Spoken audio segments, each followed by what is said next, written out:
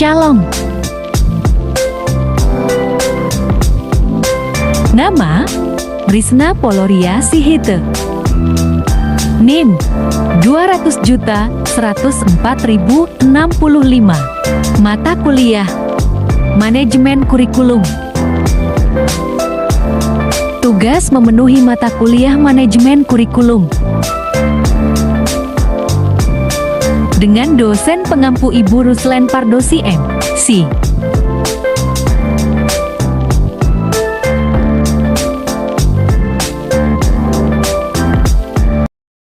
Shalom, selamat pagi teman-teman. Perkenalkan, nama saya Risna Poloria Sihite dengan NIM 210.4065 dengan mata kuliah Manajemen Kurikulum dengan dosen pengampu Ibu Ruslan Pardosi M.Si. Hari ini saya akan membahas tentang kurikulum Merdeka Belajar. Nah, di mana kurikulum Merdeka Belajar adalah kurikulum dengan pembelajaran intrakurikuler yang beragam, di mana konten akan lebih optimal agar peserta didik memiliki cukup waktu untuk mendalami konsep dan menguatkan kompetensi. Nah, guru memiliki keleluasaan untuk memilih berbagai perangkat ajar, sehingga pembelajaran dan dapat disesuaikan dengan kebutuhan belajar mengajar dan minat peserta didik. Nah, manfaat kurikulum Merdeka Belajar yakni kemerdekaan atau kurikulum Merdeka Belajar lebih bersifat memberi kebebasan bagi seluruh kompeten atau komponen dalam suatu pendidikan, mulai dari sekolah, guru, hingga siswa. Ini adalah terobosan baru dalam sebuah kurikulum yang mengubah konsep sistem pembelajaran di Indonesia. Selanjutnya itu penerapan kurikulum Merdeka. Pembelajaran pada prinsipnya ditunjukkan untuk menjawab tantangan pendidikan di era industri berbasis digital atau industri 4.0, dan pendidikan di Indonesia berusaha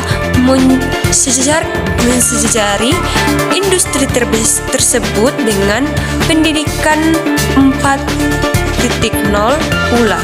Kurikulum Merdeka dirancang sebagai bagian dari upaya Kemendikbudristek untuk mengatasi krisis belajar yang telah lama kita hadapi dan menjadi semakin parah karena pandemi. Krisis ini ditandai oleh rendahnya hasil belajar peserta didik. Bahkan dalam hal yang mendasar seperti literasi membaca, ada dua tujuan utama yang mendasari kebijakan ini. Yang pertama, perintah dalam hal ini Kemendikbudristek ingin menegaskan bahwa sekolah memiliki kewenangan dan tanggung jawab untuk mengembangkan kurikulum yang sesuai kebutuhan dan konteks masing-masing sekolah. Yang kedua, dengan kebijakan opsi kurikulum ini, proses perubahan kurikulum nasional diharapkan dapat terjadi secara lancar dan bertahap. Kurikulum kemerdekaan atau merdeka ini juga memiliki karakteristik yang esensial yang fokus pada sistem pembelajaran melalui kompetensi dasar seperti literasi dan numerasi.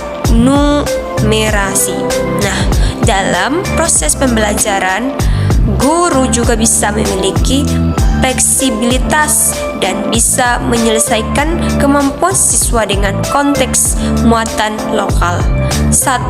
Untuk itu, mari kita ingat tujuan perubahan kurikulum adalah untuk mengatasi krisis belajar atau pembelajaran atau learning crisis Kita ingin menjadi sekolah sebagai tempat belajar yang aman, inklusif, dan menyenangkan. Oleh karena itu, Kemendikbudristek melakukan perubahan yang sistemik, tidak hanya kurikulum semata. Kita melakukan reformasi sistem evaluasi pendidikan, menata sistem rekrutmen dan pelatihan guru, menyelaraskan pendidikan vokasi dengan dunia kerja, mendampingi dinas-dinas pendidikan, dan melakukan penguatan anggaran dan kelembagaan. Kriteria sekolah yang boleh menerapkan kurikulum merdeka: 1. Yaitu berminat menerapkan kurikulum merdeka untuk memperbaiki pembelajaran. Kepala sekolah madrasah yang ingin menerapkan kurikulum merdeka akan diminta untuk mempelajari materi yang disiapkan oleh Kemendikbudristek tentang konsep kurikulum merdeka. Nah, selanjutnya, jika setelah mempelajari materi tersebut, sekolah memutuskan untuk mencoba menerapkannya, mereka akan diminta untuk mengisi formulir pendaftaran dan sebuah survei singkat. Jadi, prosesnya adalah pendaftaran dan pendataan, bukan seleksi. Kurikulum merdeka dapat terus diterapkan secara berkelanjutan melalui 3 hal. Pertama, regulasi dan fundamental. Misalnya, peraturan pemerintah nomor 57 tahun 2001 tentang Standar Nasional Pendidikan. Regulasi dapat menjadi acuan bagi pengembangan potensi guru dan kepala sekolah, juga banyak hal lainnya.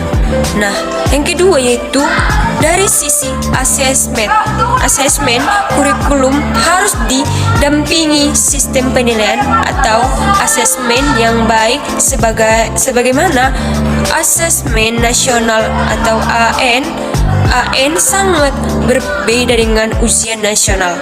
Ketiga, dukungan publik. Nah, dukungan publik menjadi hal krusial lain dalam keberlanjutan penerapan kurikulum. Dukungan publik yang kuat akan sulit menggoyahkan pergantian kebijakan. Tidak ada perubahan total jam pembelajaran hal saja atau JP. Jam pembelajaran untuk setiap mata pembelajaran dialokasikan untuk 2 kegiatan pembelajaran. 1.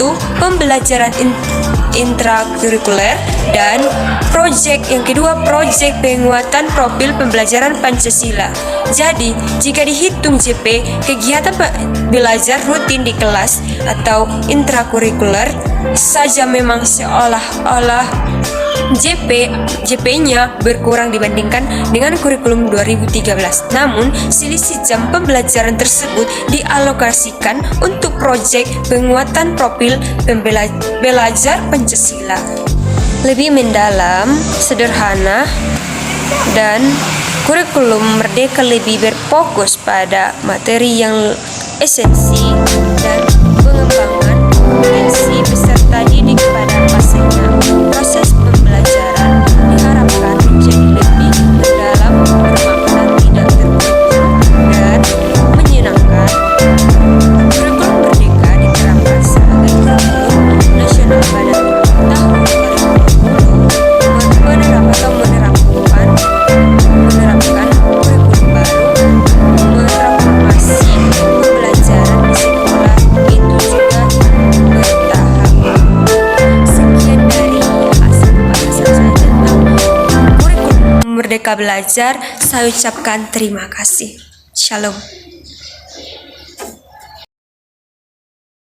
Sekian dan terima kasih.